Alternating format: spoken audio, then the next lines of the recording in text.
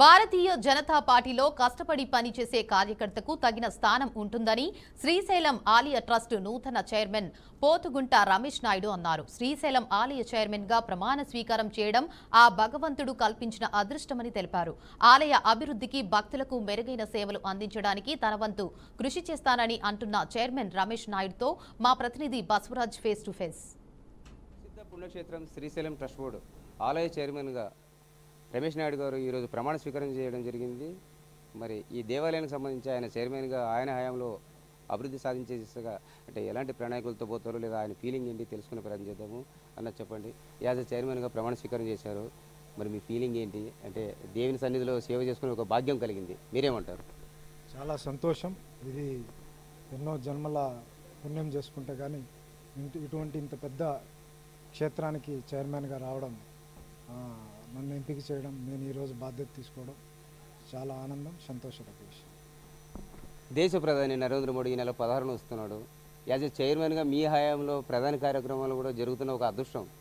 మరి ఒక BJP party నేతగా మీరు మీ ప్రధానికి ఎలా ఘనస్వాగతం పలుకుతారు?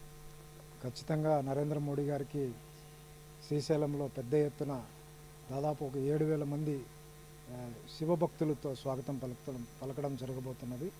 వారికి ఈ ప్రాంతంలో చేపట్టవలసిన మాస్టర్ ప్లాన్ గురించి ఒక 1,657 కోట్ల రూపాయల ఎస్టిమేషన్స్తో వాడికి రేపు మా సీఎం గారి ద్వారా వినతిపత్రం ఇవ్వబోతున్నాం. కూటమిలో ఏదైతే బీజేపీ, జనసేన, టీడీపీ 3 పార్టీలు ఉన్నాయి. 3 పార్టీల తరఫున చాలామంది చైర్మన్లకి ఏమాయేమీలు పోటీ పెట్టారు, చాలా పైరవులు చేశారు. మరి మీకే ఈ పోస్టు ఏ విధంగా వరించింది? శ్రీశైలం మల్లన్న దర్శనమా, ప్రధాని మోడీ కృపన? యాక్చువల్గా భారతీయ జనతా పార్టీలో మీరు చూసారు, నరేంద్ర మోడీ ఒక ఛాయ్ వాలా దేశ ప్రధానమంత్రి అయ్యారు. అలాగా ఒరిస్సాలో సైకిల్ దొక్కుంటూ పర్యావరణ విషయాలు మాట్లాడే సారంగిపాణి కూడా కేంద్ర మంత్రి అయ్యారు. ఇలా మా రాష్ట్ర అధ్యక్షులు పివిఎన్ మాధవ్ గారు కూడా ఒక సాధారణ కార్యకర్త పార్టీ అధ్యక్షులయ్యారు. నేను కూడా ఒక పూర్వ ఉమ్మడి కడప జిల్లా, ప్రస్తుతం అన్నమయ్య జిల్లాలో నుంచి ఒక సాధారణ కార్యకర్తను గత 30 సంవత్సరాల నుంచి పనిచేస్తున్నాను. కాబట్టి పార్టీ కష్టపడి పనిచేసే వారికి ఎప్పుడు గుర్తిస్తుంది. అందులో భాగంగానే నాకు ఈ చైర్మన్ గిరి ఇవ్వడం జరిగింది. మొత్తం 2 తెలుగు రాష్ట్రాల్లో అనేక సంవత్సరాల్లో నేను అటు వివిధ క్షేత్రాల్లో పనిచేసిన కారణంగా కార్యకర్తలందరూ కూడా చాలా సంతోషపడ్డారు.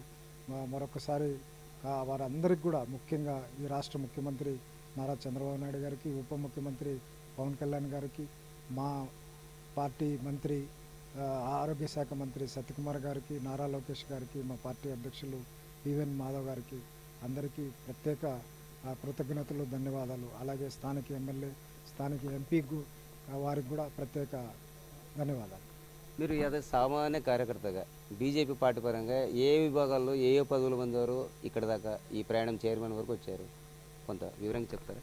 ఒక సాధారణ కార్యకర్తగా నేను అసెంబ్లీ కన్వీనర్గా, ఎన్నికల్లో 2019లో ఎమ్మెల్యేగా పోటీ చేశాను, రాష్ట్ర కార్యవర్గ సభ్యుడిగా, జిల్లా ఇన్ఛార్జిగా, ఎన్నికల అధికారిగా.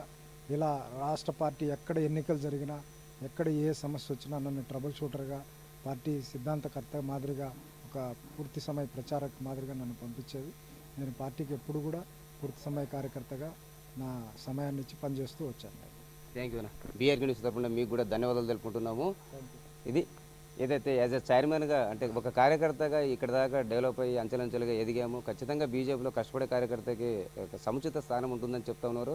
అదేవిధంగా 3 పార్టీల భాగస్వామ్యంతో ఏదైతే పవన్ కళ్యాణ్, చంద్రబాబు వీళ్ళంతా ఆశీర్వాదంతో ఈ ఆలయాన్ని అభివృద్ధి చేసేందుకు కృషి చేస్తారని చెప్తున్న పరిస్థితి. కెమెరా పర్సన్ బావితో బసవరాజ్, బీఆర్కే న్యూస్, శ్రీశైలం.